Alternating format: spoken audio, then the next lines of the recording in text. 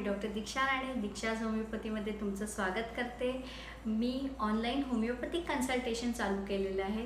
तर तुम्हाला कोणालाही तुमच्या कोणत्या केसबद्दल कोणत्या प्रॉब्लेम्सबद्दल जर डिस्कस करायचं असेल तर तुम्ही मला कॉन्टॅक्ट करू शकता। मी माझा नंबर शेअर करते, तुम्ही व्हॉट्सअपवर माझी अपॉइंटमेंट घेऊ शकताय। माझा आजचा टॉपिक आहे कोलेस्ट्रॉल आणि होमिओपॅथी। तुम्ही आज जर बघितलं तर कोलेस्ट्रॉल, ब्लड प्रेशर, डायबिटीज हे जे आजार आहेत ते जसं जसं वय वाढतं तसे तसे आजार बघायला मिळतात आणि जनरली ह्या आजारांसाठी लाईफलॉंग ट्रीटमेंट ही घ्यावी लागते। सो कोलेस्ट्रॉल आपल्या शरीरातलं किती प्रमाणात जरुरी आहे आणि त्याचं प्रमाण जर वाढलं तर काय परिणाम होऊ शकतात आणि ते आपण कंट्रोलमध्ये कसं ठेवू शकतो, होमिओपॅथिक ट्रीटमेंट त्याच्यासाठी काय घेऊ शकतो हे तुम्हाला जाणून घ्यायचं असेल तर शेवटपर्यंत माझा व्हिडिओ बघत राहा आणि माझं चॅनल सबस्क्राईब करायला विसरू नका। कोलेस्ट्रॉल हे एक फॅट लाईक वॅक्सी म्हणजे मेणासारखा एक घटक असतो। त्याची शरीरात आपल्या गरज असते ती 3 गोष्टींसाठी। फर्स्ट आहे आपल्या शरीरातले हार्मोन प्रोडक्शनसाठी, म्हणजे जे शरीरातले स्राव आहे त्यांच्या प्रोडक्शनसाठी। सेकंड आहे विटॅमिन डी तयार होण्यासाठी आणि थर्ड आहे आपल्या डायजेस्टिव्ह सिस्टीममध्ये जे घटक मदत करतात त्यांच्या प्रोडक्शनसाठी कोलेस्ट्रॉलची गरज असते। त्याच्यामुळे आपल्या शरीराला कोलेस्ट्रॉलची गरजही असते। पण ह्या कोलेस्ट्रॉलचे प्रमाण जर गरजेपेक्षा जास्त वाढायला लागलं तर ते आपल्याला हानिकारक ठरू शकतं। आता तुम्ही बघितलं असेल, जर कोणी कोलेस्ट्रॉलचं चेकअप केलं असेल तर जनरली डॉक्टर लिपिड प्रोफाईल करायला सांगतात। आता या लिपिड प्रोफाईलमध्ये काय येतं तर फर्स्ट टोटल कोलेस्ट्रॉल, नंतर LDL, नंतर TG, HDL आणि VLDL असे 4 प्रकार दिसतात। तर त्याच्यामध्ये जे LDL, HDL आणि VLDL जे आहे ते प्रोटीन आणि फॅटपासून बनलेलं असतं आणि TG जे आहे ट्रायग्लिसराईड ज्याला म्हणतात ते फक्त फॅटपासून बनलेलं असतं आणि टोटल कोलेस्ट्रॉल म्हणजे LDL कोलेस्ट्रॉल आणि HDL कोलेस्ट्रॉल म्हणजे गुड कोलेस्ट्रॉल आणि बॅड कोलेस्ट्रॉल असं दोघांचं मिळून बनलेलं असतं। तर त्या LDL म्हणजे काय, LDL म्हणजे लो डेन्सिटी लिपोप्रोटीन असे म्हणतात आणि ह्यांना बॅड कोलेस्ट्रॉल असंही म्हटलं जातं।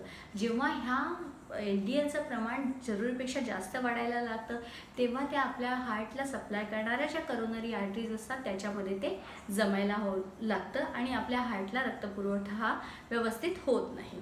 नंतर नेक्स्ट आहे VLDL म्हणजे व्हेरी लो डेन्सिटी लिपोप्रोटीन। हे सुद्धा बॅड कोलेस्ट्रॉलमध्येच येतं आणि हे सुद्धा शरीरासाठी हानिकारक आहे। थर्ड आहे HDL म्हणजे हाय डेन्सिटी लिपोप्रोटीन। आता हे जे आहेत त्यांना गुड कोलेस्ट्रॉल असं म्हटलं जातं। आता हे गुड कोलेस्ट्रॉल असतात ते काय करतात तर आपल्या शरीराचे एक्सेसिव्ह कोलेस्ट्रॉल असतं ते लिव्हरकडे नेतात, आपल्या यकृताकडे जातात आणि आपलं लिव्हर जे असतं ते एक्सेसिव्ह कोलेस्ट्रॉल जे असतं ते रिमूव्ह करून टाकतं, ते काढून टाकण्यास मदत करतं। त्याच्यामुळे हे HDL कोलेस्ट्रॉल जे गुड कोलेस्ट्रॉल आहे ते शरीरासाठी खूप चांगलं आहे आणि त्याच्यामुळे हार्टसुद्धा हेल्दी राहतं। नंतर आहे TG ट्रायग्लिसराईड जे असतात ते आपण जर एक्सेसिव्ह कार्बोहायड्रेट डाएट घेतलं, जास्त कार्बोहायड्रेटचं प्रमाण आपल्या जेवणात असेल तर त्याच्यामुळे हे ट्रायग्लिसराईड्स आपल्या शरीरात वाढतात आणि ते जर सगळ्या कॅलरीज जर आपल्या शरीरात एक्सेसिव्ह आल्या आणि त्या जर बर्न झाल्या नाही तर हे TG जे आहे ट्रायग्लिसराईड जे आहे ते शरीरामध्ये वाढण्याचे जास्त चान्सेस होतात। आता ह्या सगळ्या कोलेस्ट्रॉलसाठी रिस्क फॅक्टर काय असतात। फर्स्ट म्हणजे पुअर डाएटचे मध्ये येतं जे सॅच्युरेटेड फॅट जास्त प्रमाणात घेतलं जसं नॉनव्हेज फूड आहे, नंतर एग्ज आहेत, त्यांच्यामध्ये हे कोलेस्ट्रॉल LDL कोलेस्ट्रॉल पण जास्त प्रमाणात असतं। तसंच तुम्ही बघायला गेलात तर ट्रान्स फॅट जे मिळतं ते बेकरी प्रोडक्ट्समधून।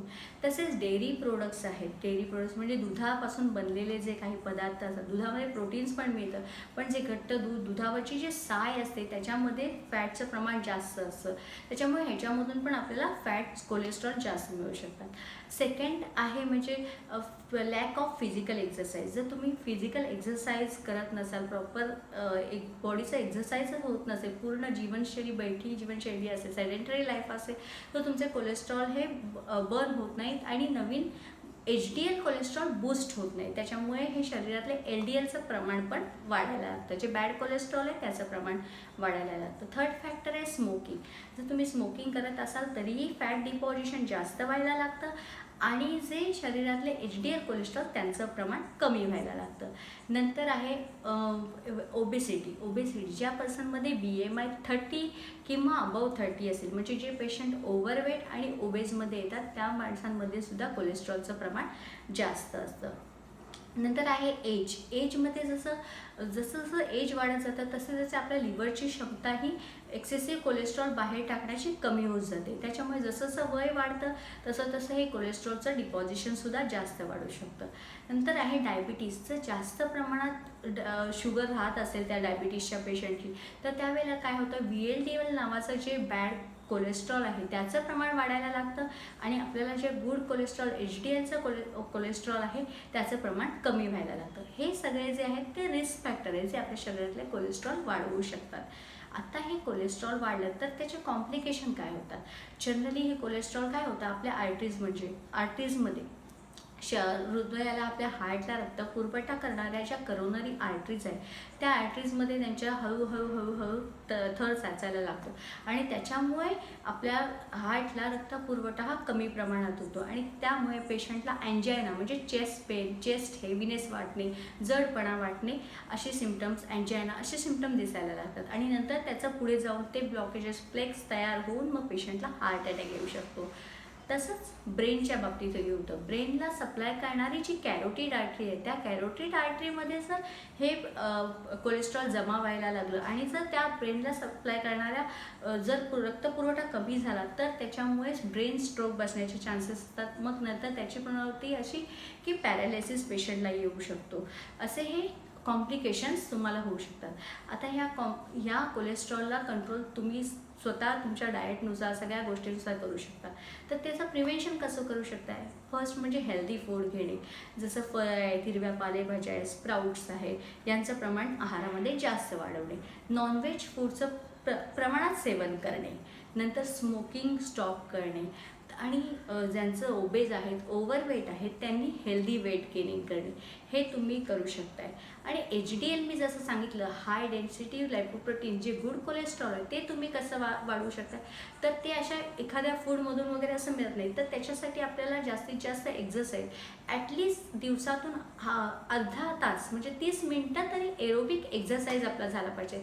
जसं फास्ट वॉकिंग आहे, ब्रिस्क वॉकिंग आहे, सायकलिंग आहे, रनिंग आहे, स्विमिंग आहे, असे जर तुम्ही एक्झरसाईज करू शकलात तर तुमचं HDL कोलेस्ट्रॉल, गुड कोलेस्ट्रॉल चांगलं राहायला खूप जास्त मदत होते. आणि हे जर गुड कोलेस्ट्रॉलचं प्रमाण जर शरीरात चांगलं राहिलं तर आपलं हार्ट जे हेल्दी राहत.